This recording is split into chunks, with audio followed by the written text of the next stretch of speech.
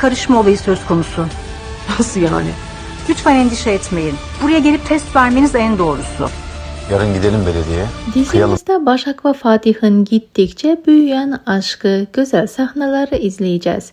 Gittikçe büyüyen bu aşk her geçen gün daha da belirgin hale geliyor.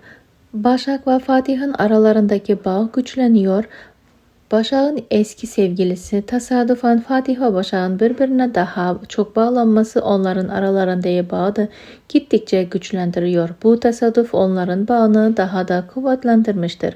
Fatih gün geçtikçe Başak'a daha da aşık olmaya başlıyor. Zoraki yapılan bu evliliğin aşka dönüşmesi her iki taraf için de beklenmedik bir durumdur. Ev halkı Başak'tan hiç de memnun değil. Özellikle de Nursema Başak'ı yanlış tanıdığını düşünerek ona karşı cephe almaya başlar. Nursema'nın bu düşüncesi zamanla daha da sertleşecek. Başak'ın geçmişini peşini bırakmıyor. Öte yandansa Fatih'in doğa özlemi vardır.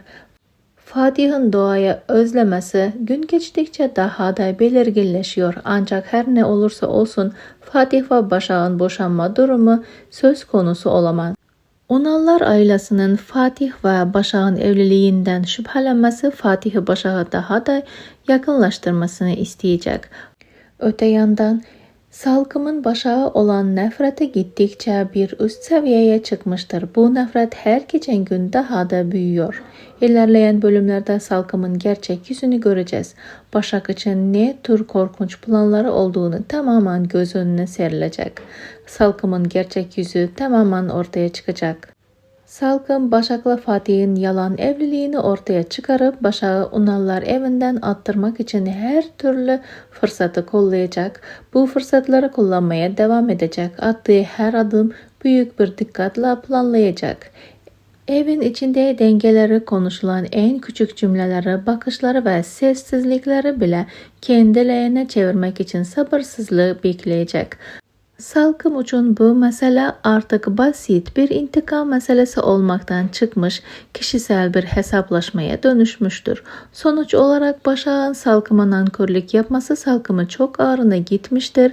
Kendince verdiği emeklerin, yaptığı fedakarlıkların ve kurduğu düzenin hiçe sayıldığını düşünüyordur. Bu durum Salkım'ın nefretini daha da artıracak. İçinde biriken öfke her geçen gün daha da derin ve daha karanlık bir hal alacak. Gün geçtikçe Başak'a olan nefreti daha da artıyor. Gün geçtikçe bu nefret çok büyüyor.